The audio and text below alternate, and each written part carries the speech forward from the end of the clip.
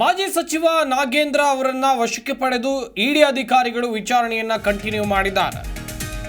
ಸರ್ಕಾರ ಪಾರದರ್ಶಕವಾಗಿದ್ರೆ ಮೊದಲೇ ಕ್ರಮವನ್ನ ಆಗಬೇಕಿತ್ತು. ಉಡುಪಿಯಲ್ಲಿ ಸರ್ಕಾರದ ವಿರುದ್ಧ ವಿಜೇಂದ್ರ ವಾಗ್ದಾಳಿಯನ್ನು ನಡೆಸಿದ್ದಾರೆ. ಸಿಎಂಗೆ ಮೂಡ.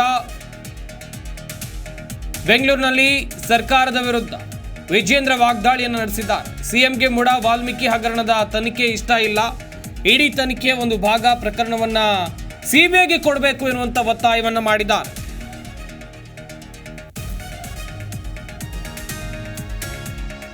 ಸರ್ಕಾರ ಪಾರದರ್ಶಕವಾಗಿದ್ರೆ ಮೊದಲೇ ಕ್ರಮವನ್ನ ತೆಗೆದುಕೊಳ್ಬೇಕಿತ್ತು ಎನ್ನುವುದಾಗಿ ಇಲ್ಲಿ ಹೇಳಿಕೆಯನ್ನ ಕೊಟ್ಟಿದ್ದಾರೆ. ಮಾಜಿ ಸಚಿವ ಇಡಿ ವಶದಲ್ಲಿದ್ದಾರೆ. ಒಂದು ಕಡೆಯಲ್ಲಿ ನಾಗೇಂದ್ರ ಅವರನ್ನ ತನಿಖೆ ಮಾಡುವಂತ ಕೆಲಸ, ವಿಚಾರಣೆ ಮಾಡುವಂತ ಕೆಲಸವನ್ನ ಇಡಿ ಅಧಿಕಾರಿಗಳು ಮುಂದುವರಿಸಿದ್ದಾರೆ.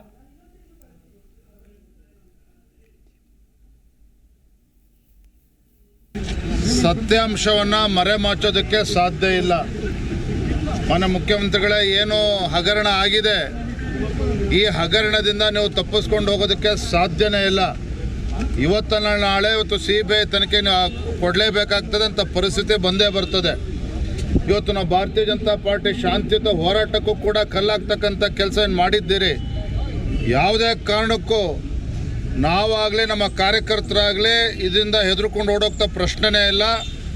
ಈ ಒಂದು ಹೋರಾಟಕ್ಕೆ ಉತ್ತರ ಸಿಗಲೇಬೇಕು.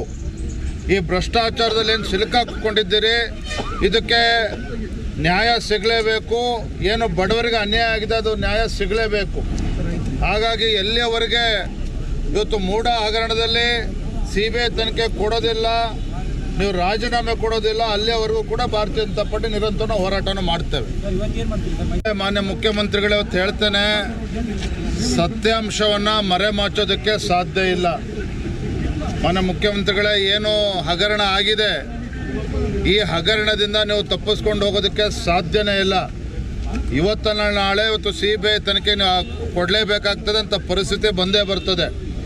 ಇವತ್ತು ನಾವು ಭಾರತೀಯ ಜನತಾ ಪಾರ್ಟಿ ಶಾಂತಿಯುತ ಹೋರಾಟಕ್ಕೂ ಕೂಡ ಕಲ್ಲಾಗ್ತಕ್ಕಂಥ ಕೆಲಸ ಏನು ಮಾಡಿದ್ದೀರಿ. ಜಿ ಕನ್ನಡ ನ್ಯೂಸ್ ಈಗ ನಿಮ್ಮ ಮನೆಯಲ್ಲೇ ನೋಡಿ. ಎಲ್ಲ ಕೇಬಲ್ಗಳಲ್ಲಿ ಈಗ ಲಭ್ಯ.